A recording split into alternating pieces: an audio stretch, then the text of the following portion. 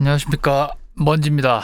오늘은 제가 여러분들에게 말씀드리고 싶은 것은 바로 나트륨입니다. 여러분들이 생각하시기에는 뭐와 연관이 됩니까? 그렇습니다. 바로 소금입니다. 일상에서 여러분들 따로 소금을 챙겨 드시는 건 없어요. 그쵸? 왜 그러냐면 음식 내에 나트륨이 포함이 되어 있기 때문인데요. 근데 이 나트륨이 얼마나 위험한지 모르고 그냥 드시는 분들이 계신데, 오늘은 그 나트륨에 대해서 제가 말씀을 좀 드리도록 하겠습니다.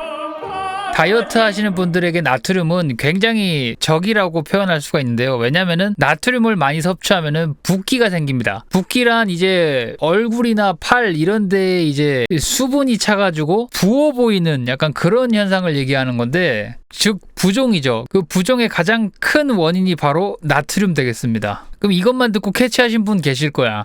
나트륨만 그러면 덜 먹어도 얼굴이 좀 빠져 보이나요? 가능합니다. 맞는 말이에요. 나트륨이 우리 몸에 정확하게 어떻게 작용하냐면은, 나트륨을 우리가 먹어요. 그러면은 우리 몸 안에 이제 소금이 이제 나트륨이 이제 퍼지면서 수분을 끌어당깁니다. 나트륨이 쭉쭉쭉 당깁니다. 물 풍선도 물이 많으면 이제 팽팽해지잖아요. 그것처럼 우리 몸도 이렇게 붓는 거야. 왜? 몸에 나트륨이 많기 때문에. 나트륨만 적게 먹어도 이 부종은 금방 빠질 수가 있다는 겁니다. 살이 빠져 보이는 효과가 있다는 거죠. 세계보건기구 WHO에서는 성인 1일 나트륨 권장량을 2000mg 이하로 드시는 것을 권장하고 있습니다. 근데 우리 한국인들은 조금 얘기가 달라요. 한국인들은 우선 식습관 자체가 밥이 있으면은 국이 있습니다. 그 국을 간을 할 때 뭘로 해요? 그렇죠. 바로 간장이랑 뭐 소금 막 이런 걸로 간한단 말이야. 그러니까 그거를 통틀어서 나트륨이라 표현할게요. 한국의 성인 나트륨 평균 섭취량은 대략 5000에서 6000mg 정도 된다고 합니다. 그러니까 WHO에서 권장하는 것보다 우리나라는 한 3배 정도 더 먹는 거예요. 이거 좀 많이 먹는 거 아닌가? 많이 먹는 거긴 해요. 그러면 나트륨을 많이 먹으면 어떤 위험이 있는지 좀 간단하게 좀 설명을 드릴게요. 나트륨을 많이 먹는다는 건 우선 고혈압의 위험이 되게 높습니다. 이거를 정말 간단하게 설명을 드리자면은, 나트륨이란 게 수분을 끌어당기잖아요. 그러니까 우리 몸 안에 체수분 자체가 많아지기 때문에 심장이 더 그만큼 열심히 일해야 되는 거죠. 고혈압이 생긴다. 그렇다는 것은 심장에 부담을 준다. 심장에 부담을 주는 것과 동시에 신장에도 부담을 준다. 이렇게 보시면 될 것 같습니다. 다이어트 하시는 분들에게 가장 중요한 것은 이 나트륨이 몸 안에 많아져가지고 이제 부종이 생겨서 약간 좀 얼굴이 좀 부해 보이고 이런 게 살이 쪘다고 사람들이 오해하게 되는 거죠. 나 살 안 쪘는데.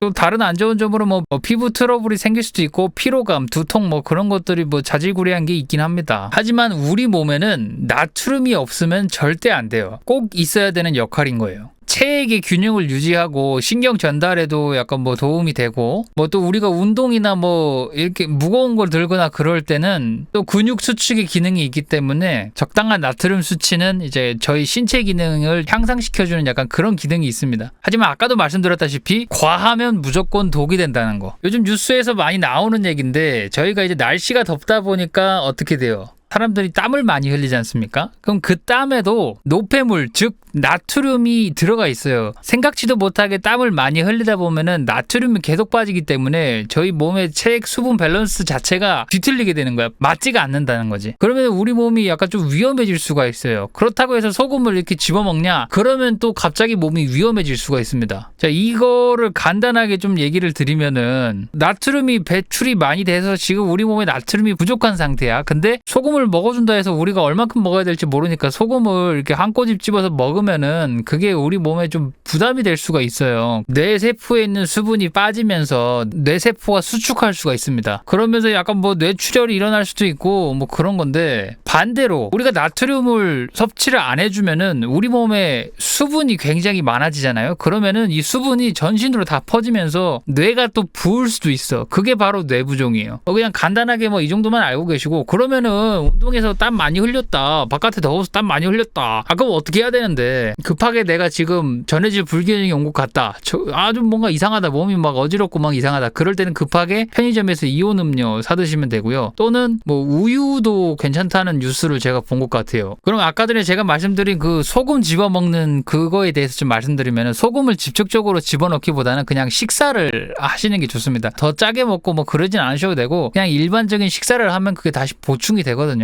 그렇기 때문에 너무 걱정은 안 하셔도 될 것 같습니다. 좀 얘가 조금 과해 해서 여러분들이 조금 불편했을 수도 있는데 그냥 저는 그만큼의 이제 위험성을 좀 알려드리고 싶었던 겁니다. 우리 한국 사람들의 특징이 이거 위험해? 그럼 절대 안 해야지 막 이러면서 아예 안 하거든요. 그러면 안 된다는 거예요. 약간 중간 정도로 항상 흘러가게 해야 된다는 거야. 소금이 부족하니까 소금 막 퍼먹어야지. 이러면 뇌부종 오는 거예요. 식사하시면 되고 내가 좀 탈수가 온 것 같아 이러면은 물 조금 마셔줘도 되고, 물도 엄청 많이 마시면은 이상이 생긴다고 했잖아요. 몸에 수분이 많으면 또 뇌부종이 올 수가 있잖아. 세포 내에 막 삼투압으로 인해서 뇌세포가 이렇게 커진다고. 우리 머리는 뼈가 있기 때문에 커지면 안 돼, 뇌는. 근데 이제 수분이 많아지면은 뇌세포가 점점 커지면서 뇌부종이라는 게 올 수가 있어요. 다음으로 넘어가도록 하겠습니다. 그러면은 이 나트륨 도대체 어떻게 먹고 어떻게 배출을 해야 될까? 지금부터 그 얘기를 제가 알고 있는 지식 내에서 좀 말씀을 드리도록 하겠습니다. 우선 나트륨을 신경 써서 드시는 분들은 별로 없습니다. 예를 들어서 부모님께서 맛있는 이제 식사를 내주셨어. 국이 있고 그 절임류 채소가 있고 젓갈이 있을 수도 있고 찌개가 있을 수도 있고 전부 다 나트륨이에요. 찌개 소금 많이 들어가고 간장 많이 들어가고 나트륨입니다. 젓갈 나트륨 그 자체예요. 절임류 소금을 썼을 수도 있어요. 국 소금으로 간했습니다.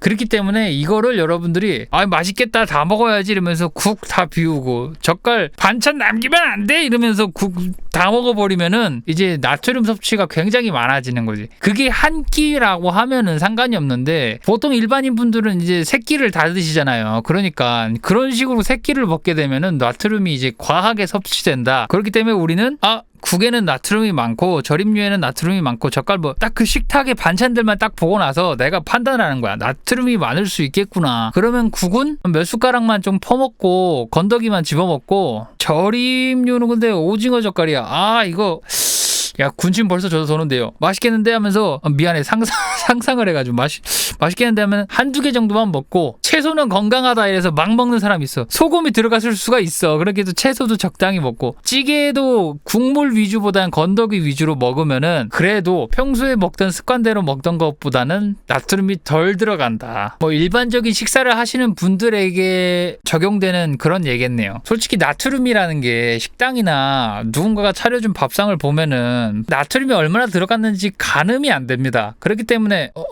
엄마 이거 나트륨 얼마 들어갔어? 내가 2000ml 넣어라 했잖아. 이렇게 할 수가 없어요. 그죠? 그렇기 때문에 저는 따로 식단을 하고 있습니다. 부모님이랑 같이 사는 것도 아니에요. 예를 든 겁니다. 저는 어떻게 하냐면은 닭가슴살 하루에 3개 먹고요. 그 다음에 통밀 파스타만 먹거든요. 닭가슴살 하나당 400mg 정도의 나트륨이 포함되어 있어요. 1일 권장량이 20% 정도 되는 거거든요. 3개 먹으면 60%, 즉 1200ml 나트륨이 되는 거죠. 몸에 들어오는 게 일정하잖아. 내가 알고 있으니까 그걸로 컨트롤하고 있고, 가끔씩 근데 그 나트륨을 저는 근데 어떻게 보면은 저염식 라인에 끼는데 가끔씩 몸에서 폭발합니다. 짠 거 너무 먹고 싶어. 그럴 때가 있어요. 근데 그럴 때는 근데 이제 그 각오를 좀 하셔야 되는 게, 내가 다이어트를 하고 있다가 그 짠 음식을 먹게 되면은 다음날 몸에 수분이 이제 차올라 가지고 체중계 자체의 체중은 증가합니다. 하지만 이게 지방이 아니라 수분이라는 걸 여러분들이 인식하셔야 돼요. 내가 어저께 나트륨을 많이 먹어서 수분이 1kg 증가했구나. 그러면은 내가 또 나트륨을 제한을 하면은 또 1kg이 그대로 사라지겠구나. 이런 식으로 약간 생각을 해야 되는 거야. 저를 예를 들어서 설명을 해드릴게요. 저는 라면 중에서도 저염 라면을 좀 챙겨 먹는데, 다이어트 하는 사람들한테 먹기 좋다는 라면이 있어요. 참고 자료 띄워드리도록 하겠습니다. 저는 이 라면을 먹는데, 근데 이 라면 자체에도 나트륨이 1200이라는 게 들어있어요. 지방이 적고 당류가 적다 보니까 다이어트에는 조금은 도움이 된다 하는 라면이지, 이게 무조건 이거만 먹으면 살 빠집니다, 이게 절대 아닙니다. 저는 라면을 어떻게 먹냐면 우선 라면을 팍 끓여요. 평소랑 똑같이 끓인 다음에 라면을 먹어. 그 다음에 국물은 안 먹습니다. 왜냐면 나트륨 자체에 국물이 굉장히 많이 포함되어 있기 때문에 그것만 안 먹는 거예요. 그리고 물 넣을 때 원래 500ml 넣고 라면 하나 끓인다 치면은 저는 한 300ml만 넣고 라면을 끓입니다. 그러면 국물이 굉장히 짜요. 그렇기 때문에 선뜻 먹을 수가 없어요. 이거는 근데 그거 맛있다고 드시는 분도 있는데, 그 저염 식단을 하다 보면은 그거를 못 먹어. 왜냐면 너무 짜. 라면을 끓인 다음에 국물 한번 먹으면은 짜. 어우, 근데 그 순간 그 쾌락은 있어요. 그것만 만족하고, 또 라면 먹고 싶네. 그것만 만족하고, 나머지는 이제 면 다 먹고, 국물은 마지막에 짜! 이러고 버립니다. 그런 식으로 저는 제 스스로가 컨트롤을 하고 있는 편이고, 그렇다고 해서 여러분들 이런 식으로 라면 끓여 드시면은 건강합니다, 뭐 다이어트 됩니다, 이런 건 절대 아닙니다. 라면을 먹는다는 것 자체가 다이어트를 잠깐 쉬어가겠다, 약간 좀 쉬는 시간, 약간 그런 느낌이지, 이 음식 자체를 원푸드 다이어트가 된다 이런 얘기는 절대 아니니까 여러분들 오해하지 말고 들으셨으면 좋겠어요. 그리고 나는 진짜 남들보다 좀 짜게 먹고 그래야지 좀 먹은 것 같고, 나는 저 음식은 절대 못하겠다 하시는 분들 있잖아요. 내가 짠 음식에 대해서 내성이 생겨가지고 난 남들보다 더 짜게 먹는다 하시는 분들은 병원을 가보세요. 그러니까 이게, 당신 이상하니까 병원 가세요가 아니라, 진짜로, 혀는 짠맛, 신맛, 단맛 다 느끼잖아요. 근데 잘 못 느끼시는 분들이 계시더라고요. 그래가지고 남들보다 더 짜게 먹고 자극적이게 섭취하시는 분들이 계시거든요. 그러니까 이거는 어떻게 보면 내가 컨트롤할 수 있는 부분이 아니기 때문에 병원에 가서 의사의 도움을 받으라는 거지, 무조건, 님 이상하네요, 병원 가세요, 이게 아니에요. 여러분들 꼭 참고해 주셨으면 좋겠습니다. 식단에서 이 나트륨이 얼만큼 있을까, 얼만큼 먹으면 내가 내일 붓기가 생길까 빠질까, 이거를 계산하면서 식단을 조금 보면은 또 다르게 보일 거예요. 이런 식의 생각을 하는 방법이 여러 가지가 있는데, 그 중에 우선 하나가 나트륨인 거니까 여러분들이 식단을 보시고 한번 생각을 해보세요. 나트륨이 얼마나 있을까? 그게 여러분들 다이어트의 시작입니다.